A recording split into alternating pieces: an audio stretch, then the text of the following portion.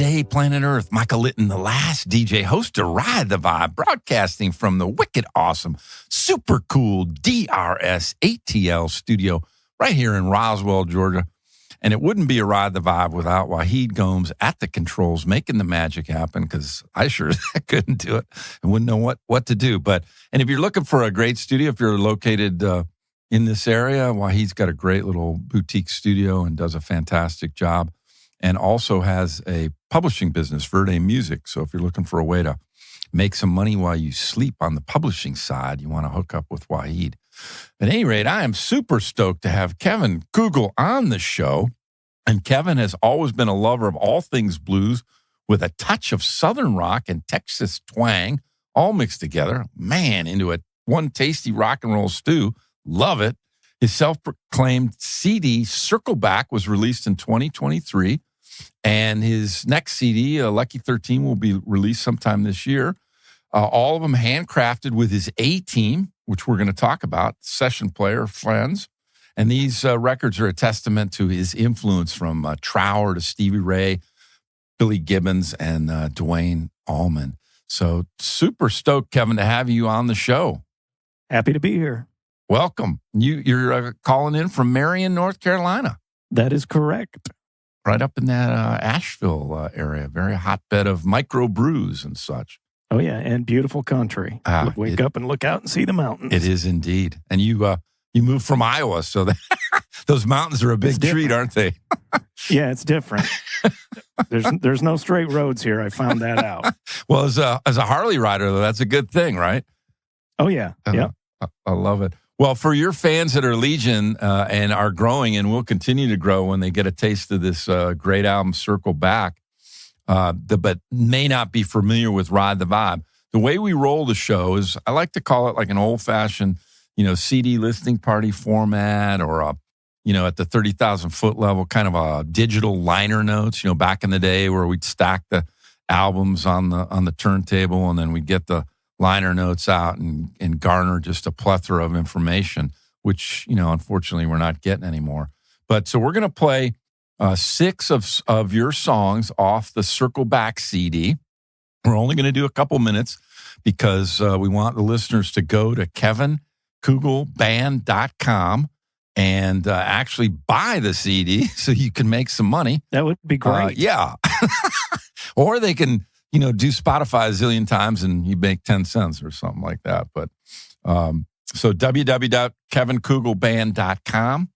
And then we encourage listeners to sit back with a beverage of their choice in a comfortable environment, weather getting nice, maybe soon to be on rafts and floats out on the water. And in the studio, we are featuring a tasty beverage made by DrinkMate, the Carbonate Anything drink maker.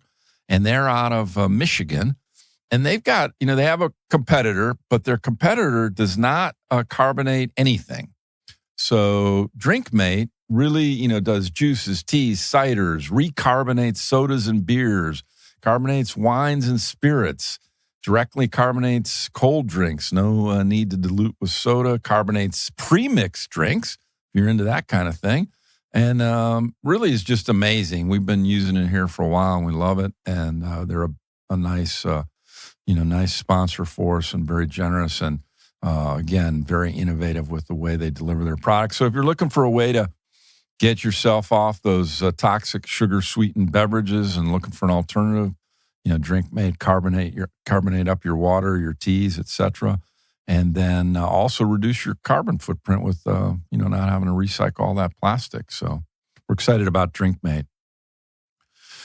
And so, Mr. Kevin, you tell me about your connection with the amazing Michael Bearclair, because that's how we got introduced. Okay. Well, a long time ago in a different life, I used to be a postmaster in Iowa. And I started seeing some guitar-shaped items come through express mail, and then this guy would call me up and say, "Hey, I see that's there. Can I come and get it?" Yeah. And I said, "Well, technically, no, but because I got people to deliver. That's their job, and that's what service was paid for. But that's a different life." Yeah. But I said, "You know what? come on down, because he said, I got to have this guitar right away. Yeah.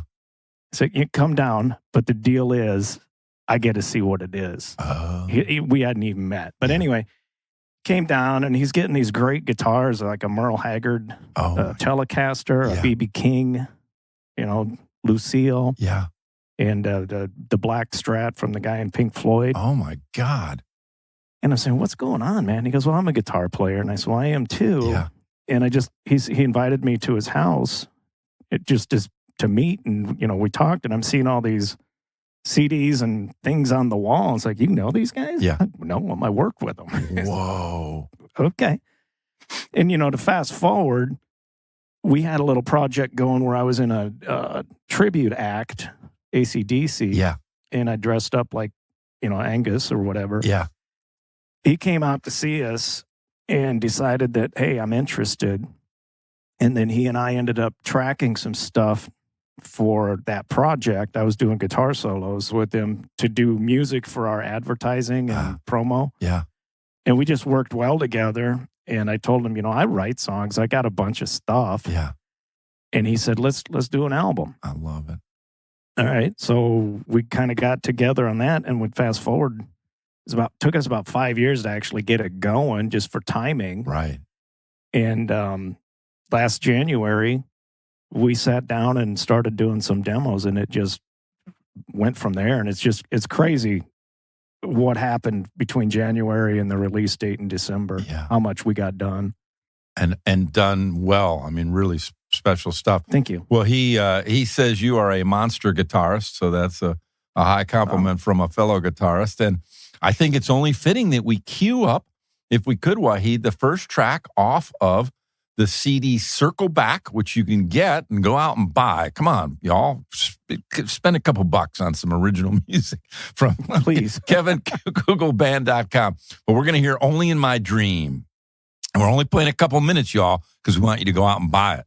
And we'll be right back.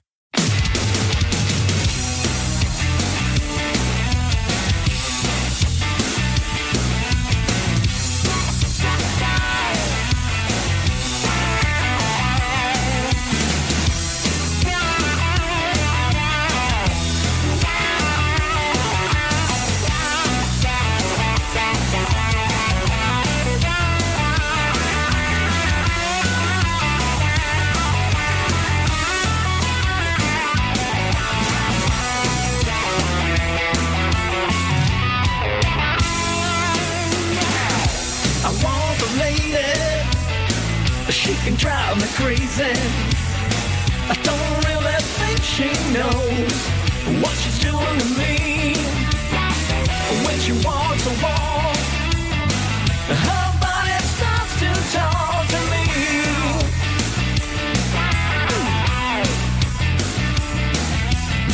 I wanna touch her, take her out, but right now she's only in my dreams.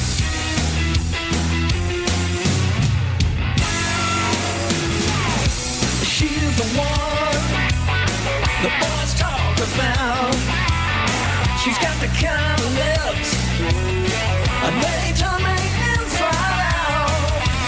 What a lady, she can drive me crazy. I don't really think she knows what she's doing to me. I wanna touch her, take her out. Right now she's only in my dreams.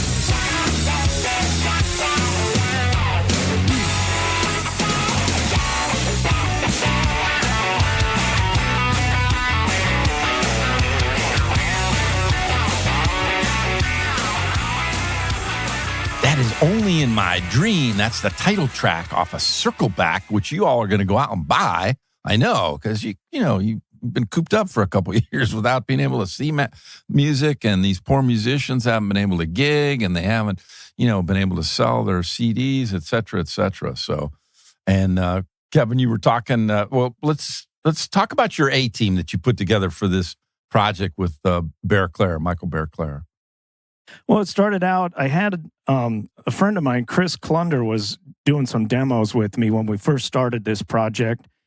And there was one song on there that we'll hear later that I told Bear, I said, man, I hear horns on this. Yeah. And he said, well, let me call Cody, because he does recording in Nashville. Yeah. And he might have some people. So we called Cody and we were talking about it. And Cody asked a few questions. Cody's a drummer. Yeah. He plays with the Jamie Johnson band. Mm-hmm. And it just, one thing led to another. And he heard some of the demos and he's like, yeah, I'm interested. So he decided, we got together on it and started working the track. So with the bass, Cody said, well, we need to get Mark on here. And it's Cody Leppo is the drummer, and Mark Crum. Yeah. He also plays with Jamie Johnson. Those guys are great. Yeah. And they just got together with my stuff and started working it. And then there was a talk of keyboards. Mm-hmm. Yeah, let's get someone. Yeah. And they had Josh Schilling, and I think he plays with Winona Judd. Mm-hmm. And I mean, it just kept going and going. So all these guys all Nashville cats, but did the recording at Bear's place in Iowa? Cody has a studio, Orally Studios, at his place. Okay. And he and Mark tracked most of their stuff there. I did have Cody come up to Bear's last May, and I think we tracked drums for 7 tunes in that session. Yeah. And the guy's fantastic. He's a one-take wonder. Oh, I love it. It's amazing. I love it. He's just into it. Yeah. That is too cool. And then Bear's got his studio in Iowa, right? Just correct. Small. Swag Audio. Yeah. And there's a connection there too, because in my past life when I was that postal employee, the town that his studio in, Mount Auburn, Iowa, is where I had my first postmaster job. Oh, no way. So yeah, it's just wow, that's weird. Do you miss your postmaster days? Not a bit. How about your days in Angus Khan? I enjoyed the music. Yeah. And as I said, we just had different ideas. Yeah. I did meet a fellow Angus dresser-upper, I guess. His name's, I think it's Jeremy Ashbrock. He plays guitar with Ace Frehley. Okay. Yeah. And apparently he had done an AC/DC gig, and he and I both agreed, you can have it. I don't like waking up with a headache the next day, and I didn't even drink anything. It's a brutal gig. Yeah. I can only imagine. Well, and I want to talk about, we've got a kind of another common denominator and a guy named John Burkett, but we're going to talk about him in a minute after we play Believe in Me, which is the second track, I think, right? Off of Circleback? That is true. Nice. Well, Wahid, if we could cue that up, because it's so great.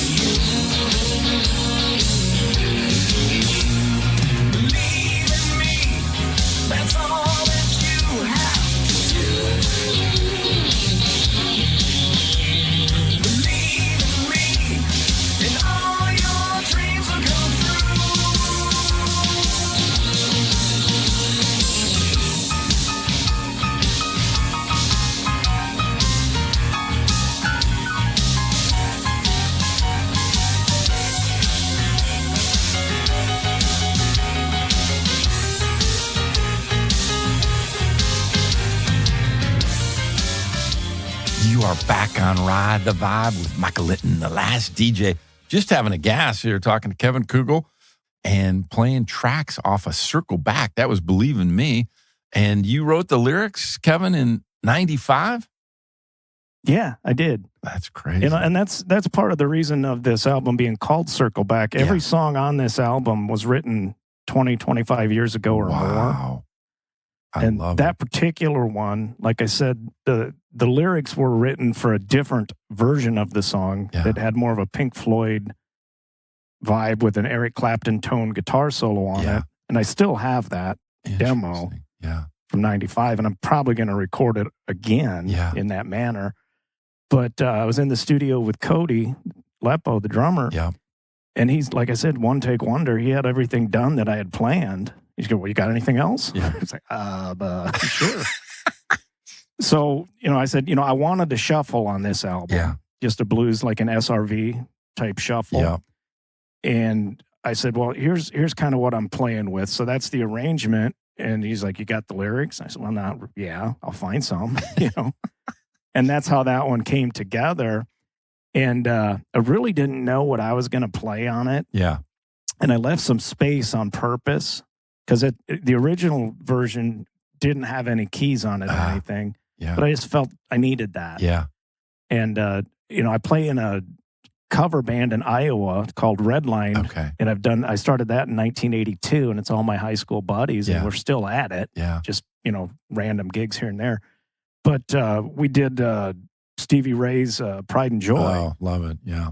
So when it came time to do the solos for this, I just thought, you know what? I don't play Stevie's stuff note for note. Nobody can. Yeah.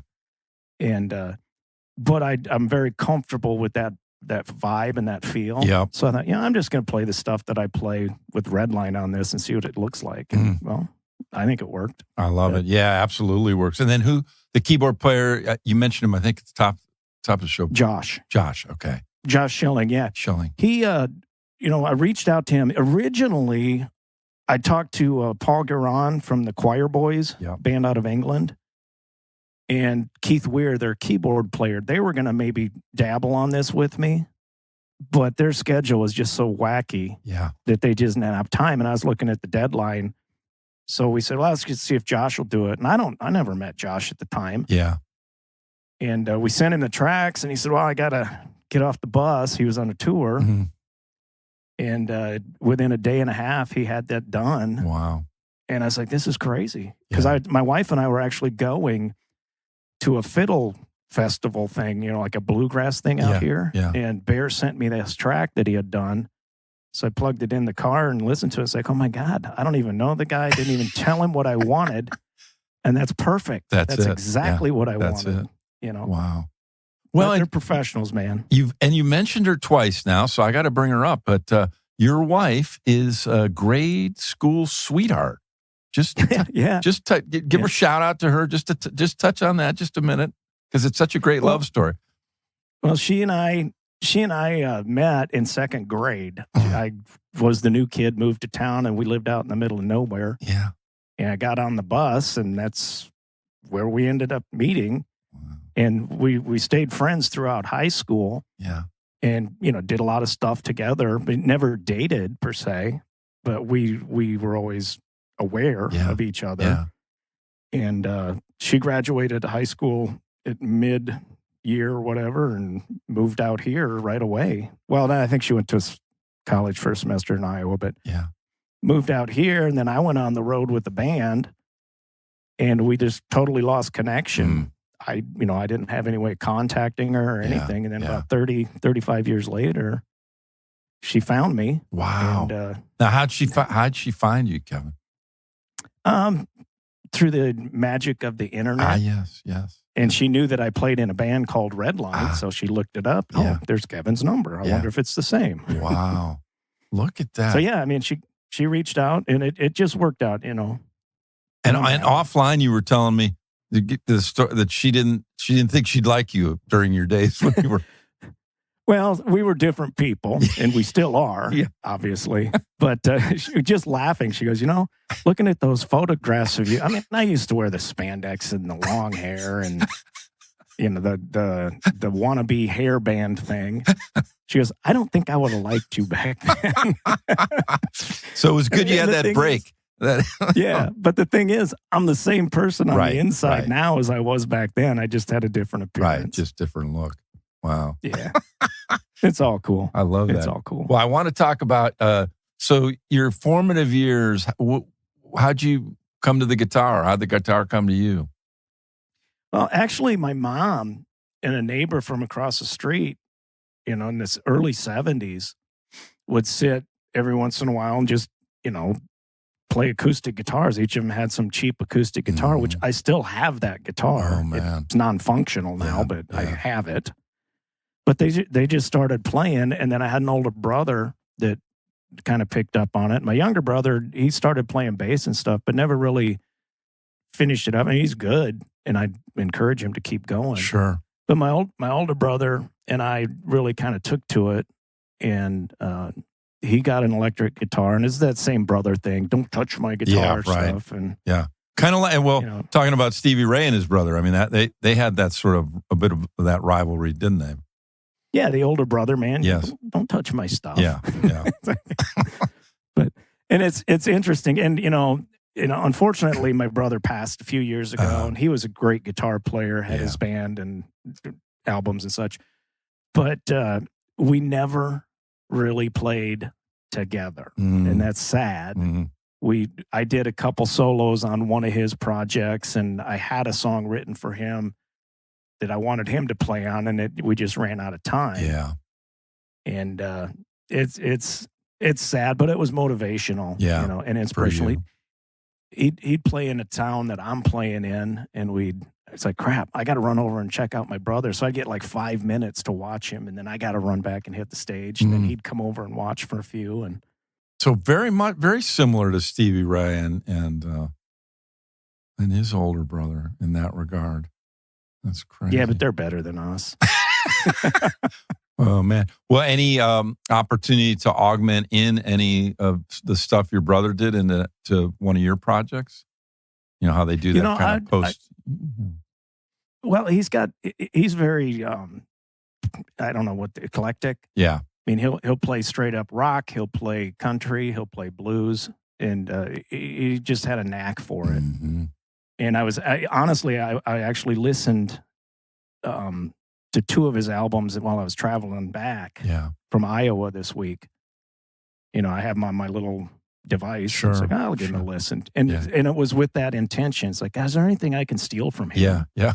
I mean, he's gone. You can't say anything. Yeah, right. And he's laughing. Yes. If he was listening, he'd be laughing. Yeah, I love it. Well, he is up there in heaven, and then in guitar heaven, with lots of good ones gone. Well, we ought to. Speaking of kind of your brother, and sounds like a pleasant fellow and stuff. So, "Smile So Sweet" seems like a song we ought to cue up and kind of tribute maybe to him.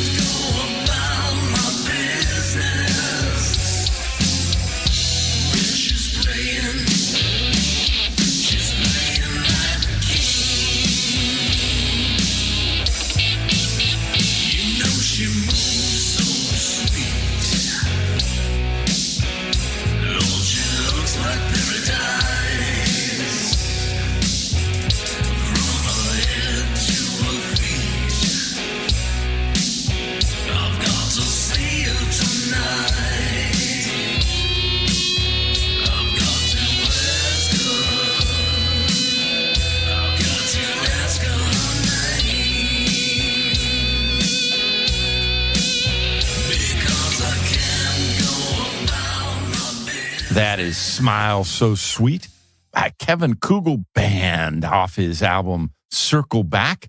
And go out and buy that. You also, Kevin can make some money. So he can buy something. I don't know what, but a new guitar maybe. Kevin, what kind of guitars are you playing these days? All different or? Well, I've got about 60 or 70 of them. So it's just whatever I feel like. I got to say, though, and I'm very happy about this, I just got a deal, an artist deal with Reverend Guitar Company. Yeah. And I've got 3 of them already, but they're sending me one from the deal tomorrow. It's supposed to arrive. Wow. So I'll get the first one from them. They're great guitars, man. Now talk about, that's a name I've not heard. You hear Les Paul and Gibson and this and but talk about Reverend. Well, Reverend, like I said, it's a smaller company. I think they're based out of Ohio. Okay. Toledo, maybe. Yeah. And it's one of those things where when I was transitioning out to North Carolina, my wife would surprise me with a new guitar every once in a while. I go, wow, that's bribery or whatever. Yeah. Make me stay. But smart woman. But she bought me a Reverend Sensei guitar with a Bigsby on it, a Bigsby tremolo. Yeah. It's like, I'd never heard of this. Yeah. And I played it, and it's like, wow, this is good. And she must have heard that because then she bought me another one. Mm. And I mean, they're fantastic. And I just mentioned it on a Friday night. I was actually going to get supper and bring it home. And I said, Bear, maybe we should look into this company, Reverend. And I mentioned I want a Pete Anderson Telecaster style that they have. Yeah. The Reverends make a Pete Anderson model. Okay. And he goes, well, Pete's a buddy of mine. I'll give him a call. Wow. And then a week later, I get a note that says, we'll work with you. So I'm very happy about that. Cool. Great guitars. I just wanted to comment on Smile So Sweet, and I know in the intro, Billy Gibbons is someone you see as a mentor or look up to, etc. musically. And Smile So Sweet had a very much a ZZ Top feel to it. Yeah. And also, and I've said this of the I've called them the little old band from Canada. That would be Zedhead. But there's a connection with John Burkett, the bass player. Talk just briefly about that, Kevin. Well, he and Bear told me he's known him forever, basically. Yeah. And roundabout way, apparently, it's John from Zed. Yeah. Was talking to you, and he's mentioned Bear, and you contacted Bear, and Bear mentioned me. Yeah. It's like, I love it. It's a connected world. Yes, and absolutely. Nothing happens by accident. No, absolutely not. So thank you, John and Michael, Claire. So we're going to take a short break, and then we're going to come back because we got 3 songs left off of Circle Back. And in the meantime, y'all can go to that website and buy the CD, and we'll be right back. The number of premature infants born in the United States each year, 380,000. That's 9.8% of the total births in the U.S. The Foundation for Premature Infants' mission is to advocate for the right of all premature infants to be cared for in a developmentally supportive and age-appropriate manner. Our vision is to ensure that Premature Infants' Bill of Rights is the standard of care for all babies born prematurely, 24 hours per day, 365 days per year, on all shifts, in every neonatal intensive care unit throughout the world. Please consider making a donation by visiting us on Facebook, Foundation for Premature Infants, or at our website, foundationforprematureinfants.org. You are back on Ride the Vibe. Michael Litten, the last DJ, host of this show and broadcasting from the DRS ATL studio in Roswell, Georgia. Wahid Gomes at the control, cleaning up all my messes, which I make routinely, even though I'm just drinking Drinkmate. Sometimes we have a alcoholic beverage here on the show from our friends at Cathead, but today it's just Drinkmate, and I'm still screwing up. But I have to give a shout out. Just as I was coming to the studio today, I got a envelope in the mail, Beach Road Foundation, and the Foundation for Premature Infants received its largest single donation ever in the mail today. So that's pretty cool for us. So at any rate, but we are with Kevin Kugel and having a great conversation talking about your Circle Back CD, and you were just talking a little bit more about the Reverend Guitar Company. So finish that up if you would, Kevin. Well, like I said, they're great guitars, and you get any type of tone you want out of it. They've got this like a tone filter on there. You've got your like any guitar that has the tone knob and a volume knob, but this one has a filter of some sort. Yeah. You can roll it back, and you can dial in you can get a Telecaster sound, you can get a P90, all these sounds you can get on one guitar. That's crazy. And it's just a wonderful thing. And I was in the studio Monday night with Bear, and I used one of their Sensei Juniors, which has a P90 pickup in it. Yeah. And with that filter, and it's like, I'm just going to keep playing this one and track everything. So a guitar selection possible for a startup guitarist that's looking for their first guitar, give them a wide range of sound out of one, right? Yeah, and their price point is good. Yeah. It's a fantastic instrument, and they're not outrageously expensive. Yeah. I'd recommend them to start. Well, how'd they get their, what's their start? Are they a guitar company at the start, or they were doing other instruments, or? I got to get more familiar with them if I'm going to talk about them. All right, we'll stop right there. Hey, but Reverend Guitar, Ride the Vibe would be interested in having you as a sponsor too. So if you're out there listening, hook us up, get hooked up with us. Well, so I'll let them know. Exactly. And you heard it first from Kevin. So let's enough of this chit chat. Let's play a "My Baby Left Me." Cue that up off of Circle Back.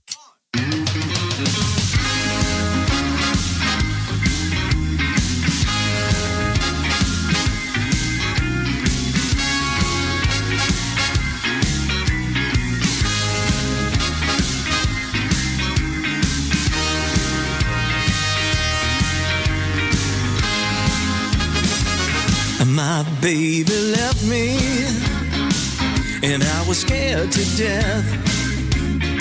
She just walked away and left a note on the desk. She said she might come back, but not to hold my breath. I didn't know what to do, I didn't know what to say.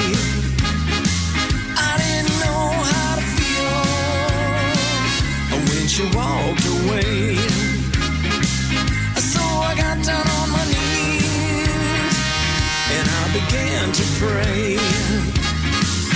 Don't you take my baby, don't you take her away. I do whatever she wants, I do whatever she say. Might even change my ways, change today.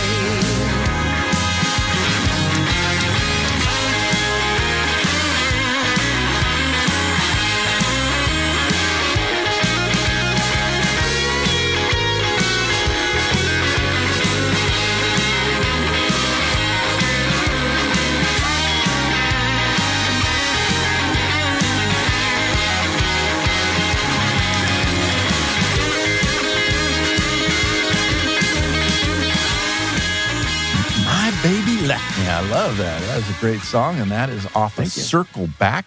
Talk a little bit about that song, Kevin, if you would. Well, that one, I was listening to Duke Robillard a lot. Yeah, love Duke. And for those of you that haven't heard Duke, please go out and get yourself. At the same time you're buying Kevin's album, go out and listen to some Duke Robillard. The guy, it just caught my ear, and I liked how he used the horns with the, just the walking bass lines and such. Yes. And the horns, this is a song that I mentioned to Bear when we were in pre-production for this album. I hear horns on this one. I don't know how, why, or what. And that's when he called Cody Leppo, the drummer. Yeah. And that's how Cody got brought into it. But anyway, with these horns, my original demo was just a simple chord progression, and I'd never played any guitar solos over this throughout since I wrote it in the late 90s or whenever. I just had the demo. And we got going on it, and Cody was in the studio when I was tracking some of the guitars, and he goes, you need to try something like a call and response thing. So if you listen close with headphones, you'll hear a guitar track underneath, and I gave Cody credit for that because I'd have never played that. But he just said, try it. And then with the horns, a buddy of mine, Tony Fennell, he played in a band called Ultravox over in Europe for a long time. He's in a band called When in Rome. They had some hits at some point. Yeah. And then he was in Enough's Enough, and I met him through my buddy Tori, who's the lead guitar player in that band. Yeah.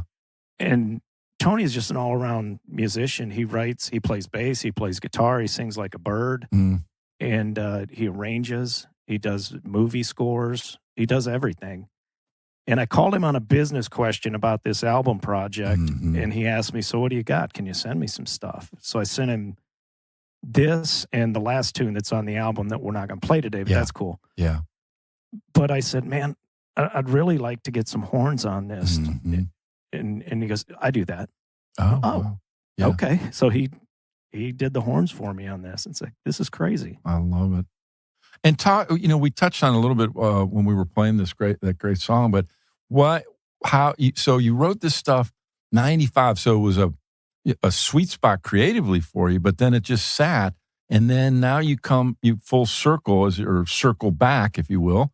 And you've got so much material. You got another album coming out. So was it an easy decision, Kevin, to go, hey, I'm going to do albums rather than do one-off single kind of stuff or EPs, that sort of thing? Was that an easier decision for you? Well, I talked to Cody about it when we first were going into this, and he said, the world has changed. It's all singles again. Right. And if you go back, to the 50s and early 60s, Elvis released singles. They didn't have full albums. Right. But I'm an album guy. Yeah. I'm the guy that likes to read the liner notes. I really do. Yeah. And so I made the decision to go ahead and do the full album because that's what I wanted. Yeah. And when they buy it from your website, they'll get liner notes. They're going to get a little bit of depth, maybe. I didn't have a whole lot of room. Yeah. With the CD jewel case, there's not a whole lot that I can put on. I mean, you got your obligatory thank yous and things on the back and who played on it. But then that's what Ride the Vibe is for. They can listen and then they'll get the backstory from Ride the Vibe. So it's a marriage made in heaven. Exactly. But I just thought the album's the way to go. Yes.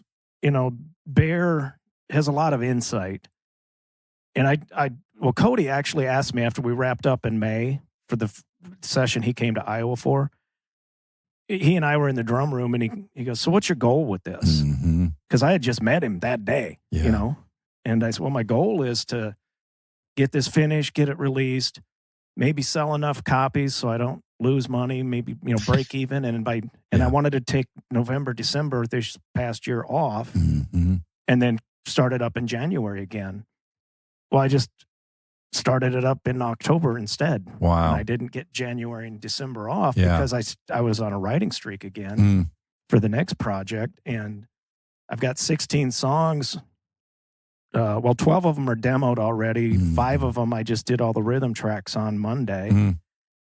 And then I'm going to Nashville with Cody and Mark next week sometime to get 4 more. So I'm going to have 16 songs ready. And then we're going to decide which ones fit the best for this project. Yeah. The next album called Lucky 13. Lucky 13. Yeah. And then whatever doesn't make that album, it's the beginning of the third album. Which I'd like to have. I'd like to have that one done in 2024 also. I know it's overkill, but no, you can for folks like myself and like you that like albums and like music. I mean, that's a manna from heaven. Especially when you're in the groove, you're going, give me more. I want the next release. Well, let's cue up Worried Life Blues. Okay, and then I want to talk a little bit about Lucky 13 when we come back. But Worried Life Blues from Kevin Kugel Band.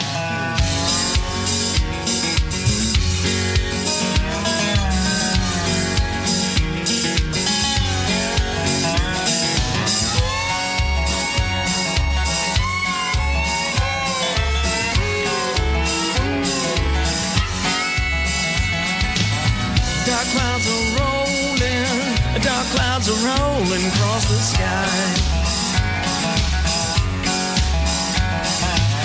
Dark clouds are rolling, dark clouds are rolling across the sky.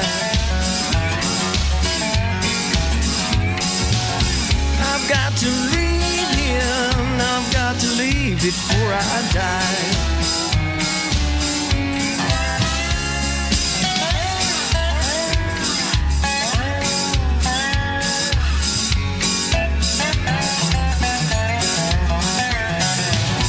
I've got to travel, I've got to travel down my path.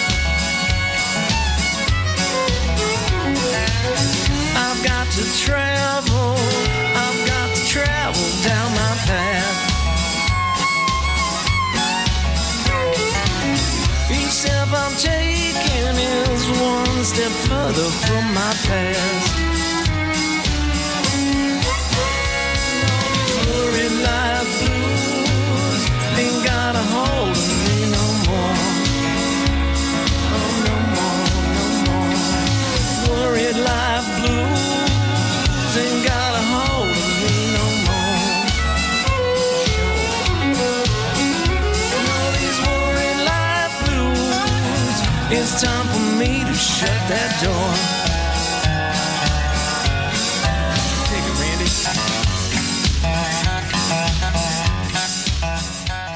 That was Worried Life Blues. Talk about that song off of Circle Back, Kevin.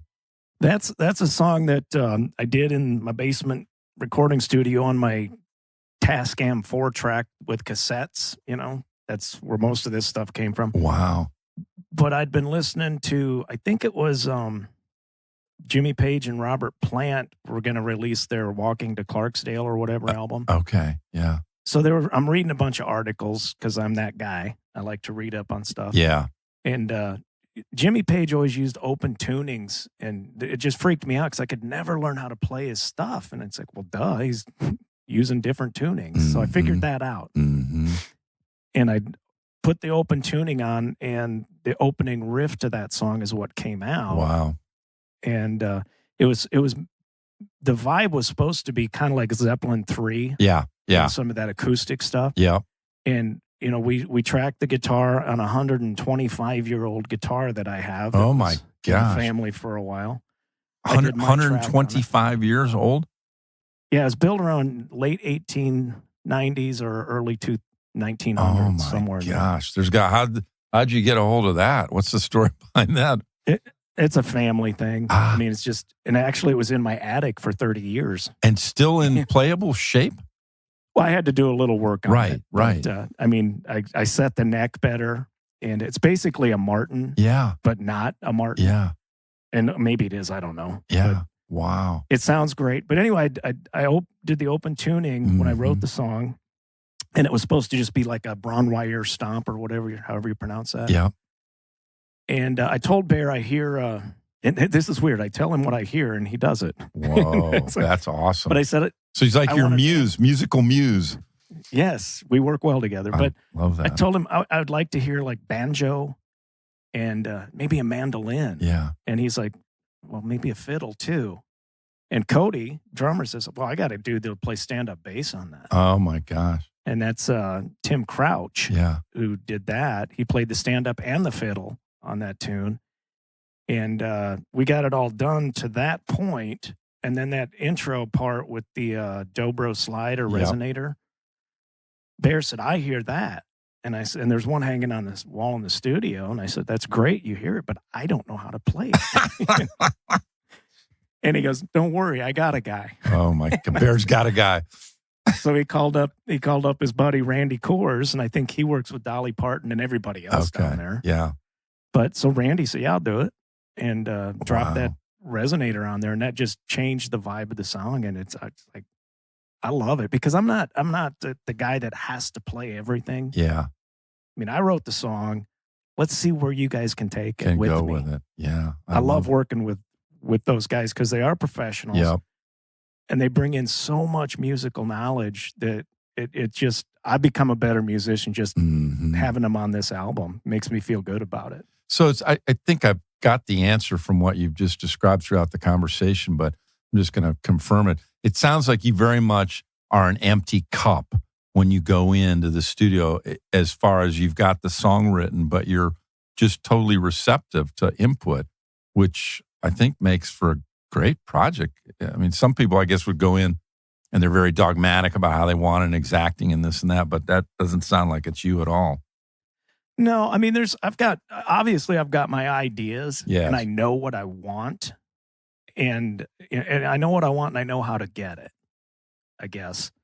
And, for this next album, I've been doing a lot of the demoing here because I got the same software that Bear has, so I can do a lot of stuff here. Yep. And I have a very good idea where I want that next album to go. And we talked about that on Monday night when I was with Bear in the studio. Mm-hmm.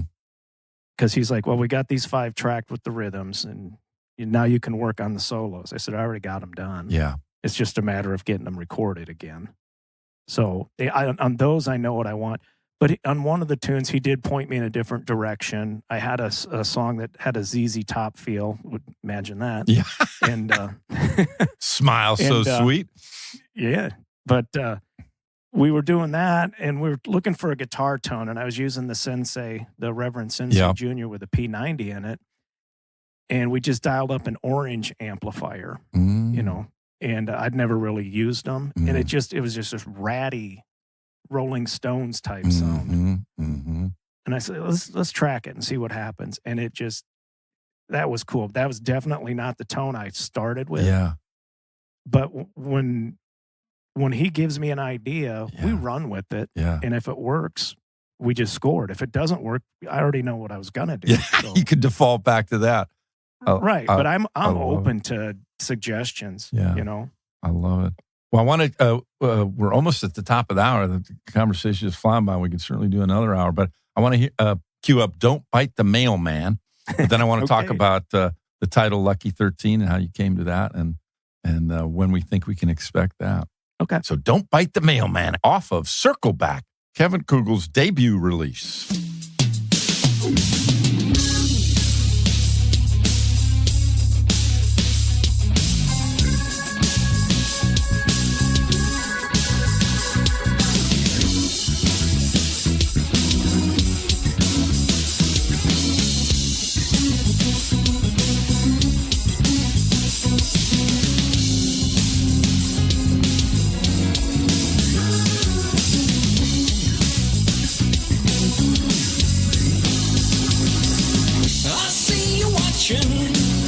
From across the street, I know you're wishing you were tied to your leash. But don't bite the mailman, he's just trying to get along.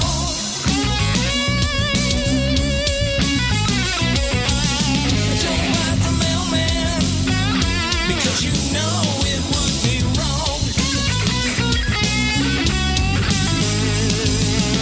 Now every day he's out there, and you're standing in his way.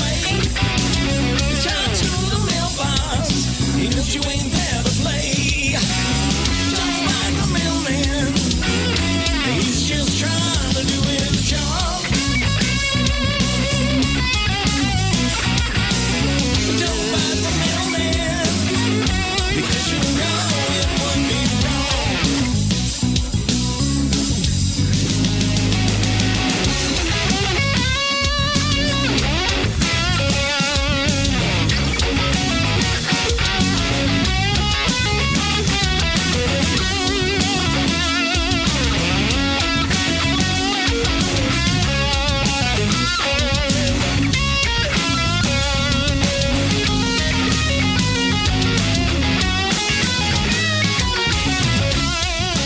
That is Don't Bite the Mailman off of Kevin's Circle Back debut release. Talk about that song. Well, that song, again, in a past life, I used to work for the post office. Yeah, now I'm getting the connection. I figured there might be some. Yeah, in several capacities. At that time, I hadn't gone into the management side of it yet. I was still carrying the mail. Wow. And, you get a morning break and an afternoon break and whatever. So I was sitting in the back of what they call the LLV, the long life vehicle. Okay. White thing you see driving around. Yeah. And I had about an hour to go, and I was looking out the window just waiting for my time to go by. And there's a dog across the street. He's there every day. Yeah. He's tied to the mailbox. And I'm just like, God, don't bite me today. You know, I'm just trying to do my job. Had he bitten you, Kevin? Had he? No, he'd attempted to. Yeah. And, Yeah. You know, but I mean, it's just, you know. And Could you this carry public stuff like mace? Could you carry, or were you not allowed? Oh, yeah. Yeah. Oh, yeah. It's issued. Oh, it is. You got to Okay. have that Yeah. protection. Yeah. And that's my public service announcement. Don't tie your dog to the mailbox and then call in and wonder why you didn't get the mail. Or why I'm your sorry. dog's yelping. Yeah. Oh, Yeah. my gosh. But anyway, so I saw that dog sitting there and he's looking at me and I'm looking at him and he's just waiting for me. And I was like, God, you know, so, you know, I'm just trying to do my job, Yeah. dude. But that's where it came from. And I sat in the vehicle. I love it. And I had a little postal form, a blank form. Yeah. And I got to write this idea down before I lose it. And I sat there and wrote the lyrics out just like that. I'll be dead. And I had a bass line in my head already, and it just fit right on top of it. Yeah. So as soon as I got off work, went home and recorded it. I'll be darned. Is that how your creative process works, or do you have certain times when you feel more creative, or is it random like that? It can be random. I wrote another song last week, driving down the side of a mountain about my hometown. Yeah, yeah. And it's funny. Yeah. I'll go to the grocery store and something will hit in my head, and I'll come back home and write a song. And have you always been that way since you were young? I tried to be, Yeah, but I was not successful. yeah. But that's the maturity part. You Yeah, know, I right. get it now. Right. I understand what I want. Yeah. Wow. Well, talk about Lucky 13 and the title for that, and then when we could kind of expect, or when the audience can expect that. Well, Lucky 13. 13's always been my number. Okay. Yeah. You know, I don't know why or how, but you know, the year I was born is divisible by 13. Okay. Not many numbers are. Yeah. Just weird things. And I have a digital clock that projects onto the ceiling in the night. Okay. And I'm telling you, every time I wake up and look at that thing, all the numbers add up to 13. Oh, It's crazy. Okay. So it resonates with you. And you're Yes, it thinking does. maybe sometime this year. Yeah, like I said, we were in the studio Monday and got some tracking done. Yeah. Next week, I'm in Nashville to do 4 more Yeah. drum and bass tracks. And I'd like to say June, Yeah. but in reality, it might be June. Yeah. And they can go to your website, which is KevinKugelBand.com. BAND.com, and buy it there and Yes. find out all things about where you will be. Any dates you want to share with the group now that maybe? Well, right now, we don't have anything scheduled Okay. to play out. Yeah. I'm looking for some serious musicians right now. Yeah. So if you know anybody, send them my way. Perfect. But Okay. the goal was to get definitely the first 2 albums Yes. done before I start focusing on playing Touring. out. I Yeah. want to have, the first album's maybe 42, 43 minutes. Yep. The next one's going to be about 44. Yeah. Kind of old school album Yeah. rock. Love it. That gives me 90 minutes Yeah. of material. I can do an opening show or I can do a headline show Yep. and play just my stuff. Yeah. You know, I love and it. I do too, because you don't get that enough. I've done done some shows with there's nothing wrong with doing covers if you do them good. Yeah. But if you're marketing yourself as a band or as a solo artist, play your material. Yeah. Amen to that. You know? That amen. You're preaching to the choir. Well, we are almost out of time. This has just flown by, and it's a great album. Circle Back. And I'll just throw this question out to you. You can take it if you want. But if you could put together the ultimate 3-piece band, anyone living or dead, who would you include in that band? Just sort of as a parting thought here. Well, okay, I'm going to give you a short answer. Yeah. And then maybe just a little expanded. The Yeah. short answer is it's already been done. Okay. ZZ Top. Yeah. Okay. And that's the ultimate for me. Okay. But if I could put Above even Cream? Above Cream? I'm a little younger than that. Okay. Gotcha. Not much. Yeah. I mean, ZZ Top struck me before Cream. Yeah. Okay. But Yep. I respect that too. Great Yep. band. Yep. But if I had to put something together, Yeah. I guess I would go with, okay, it'd either be Billy Gibbons, Yeah. Stevie Ray, Yeah. or Ted Nugent on guitar. Interesting. Bass player, those are tough because there's so many good ones that you don't even know about. Yeah. Would it be John Burkett? Hey, there you go. Or John Entwistle. Yeah. I'd go with John Entwistle and then Bonham on the drums. On drums. Yeah. Wow. I love it. Well, we hope you're going to get over to the Atlanta area, and we'd love to come out and see you play, or if you're up in the North Georgia Mountains area. And John Burkett is talking about a trip down to the North Georgia Mountains. So when that happens, see if we get the three of us together. We'll get Wahid to come and join us. It's just been a delight, Kevin, and thoroughly enjoyed the music. Cool. And I appreciate it. And it means a lot to an artist like this to have somebody that supports it, gets it out there in the public ear, and promotes it. And, I can't tell you how much I thank you for that. Well, God bless you, man. That's what it's all about. Music is life. Agreed. Cool. Well, we are out of here. Michael Litten, the last DJ host to Ride the Vibe, broadcasting from the DRS ATL studio in Roswell, GA. Thanks to Wahid.